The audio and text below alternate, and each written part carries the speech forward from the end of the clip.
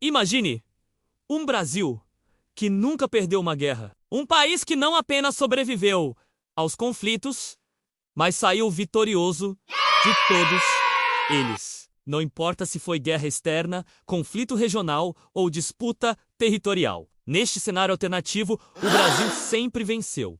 Mas a pergunta real não é se isso seria possível. A pergunta é: como o mundo seria hoje se isso tivesse acontecido? Para entender esse Brasil alternativo, precisamos voltar ao início. Durante o período colonial, Portugal travou diversas disputas pelo território que hoje chamamos de Brasil. Agora imagine que, em todas elas, o domínio português, e depois brasileiro, tivesse sido absoluto, sem perdas territoriais, sem concessões diplomáticas. Isso significaria um Brasil ainda maior do que conhecemos. Regiões que hoje pertencem ao Uruguai, Paraguai, partes da Bolívia e até zonas estratégicas do norte da Argentina poderiam ter sido incorporadas definitivamente. O Brasil nasceria como um super território sul-americano, com acesso ampliado ao prata, controle de rotas comerciais e influência direta sobre o continente. Avançando no tempo,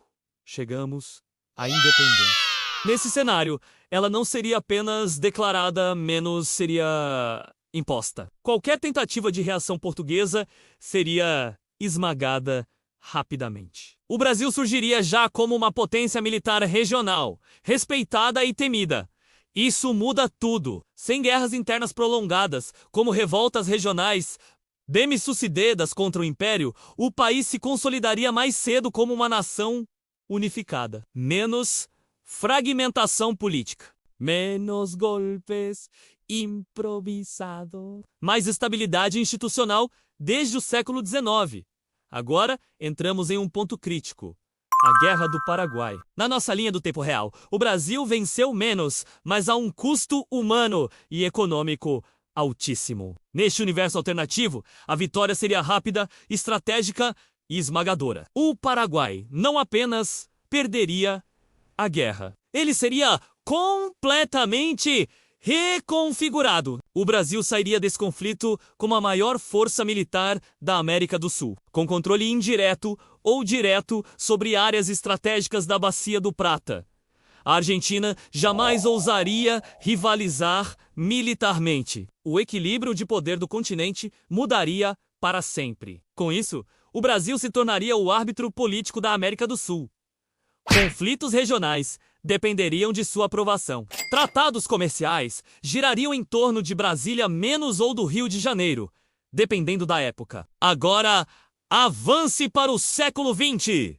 Primeira Guerra Mundial. O Brasil entra no conflito e vence com protagonismo real, não apenas simbólico. Sua marinha se fortalece, sua indústria bélica acelera e o país passa a ser reconhecido como uma potência emergente global. Na Segunda Guerra Mundial, o cenário muda ainda mais. O Brasil não apenas envia tropas. Ele assume papel estratégico no Atlântico Sul, controla rotas vitais, amplia sua influência sobre a África Ocidental e se torna indispensável para os aliados. Ao final da guerra, esse Brasil não é um coadjuvante. Ele está sentado à mesa onde o mundo é redesenhado. Isso significa algo gigantesco. O Brasil passa a integrar o núcleo duro das potências globais. Um assento permanente em organismos internacionais. Influência direta na criação de regras econômicas, comerciais e militares do pós-guerra. O Brasil deixa de ser país do futuro, ele vira país do presente. Mas vencer todas as guerras também tem um preço. Um Brasil sempre vitorioso teria forças armadas muito mais poderosas. E forças armadas poderosas tendem a ter voz política. Nesse mundo alternativo, o risco de um Estado mais militarizado é real. A democracia poderia ser mais rígida, a liberdade mais controlada. A estabilidade viria acompanhada de vigilância e disciplina. Ao mesmo tempo, a economia seria profundamente diferente. Com território maior, mais recursos naturais e controle de rotas estratégicas, o Brasil se tornaria uma potência industrial muito antes. A industrialização não dependeria apenas de ciclos externos.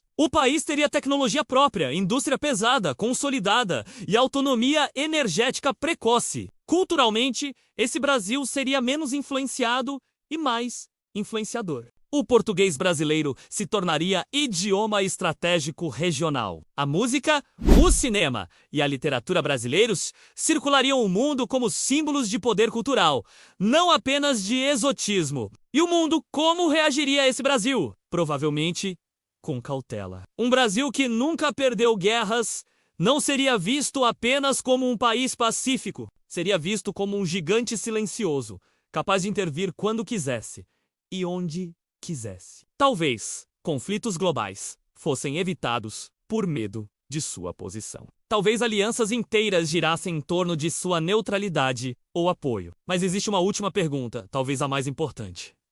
Esse Brasil seria melhor? Talvez mais forte, talvez mais rico, talvez mais influente, mas também mais rígido, mais centralizado, menos diverso politicamente. A história mostra que vitórias constantes moldam nações poderosas, mas também criam impérios que precisam lutar para não se tornarem aquilo que juraram combater. No fim, talvez o Brasil que conhecemos menos com suas falhas, derrotas e reconstruções seja o resultado de um equilíbrio delicado entre força e limite. Porque às vezes, perder uma guerra ensina mais do que vencer todas.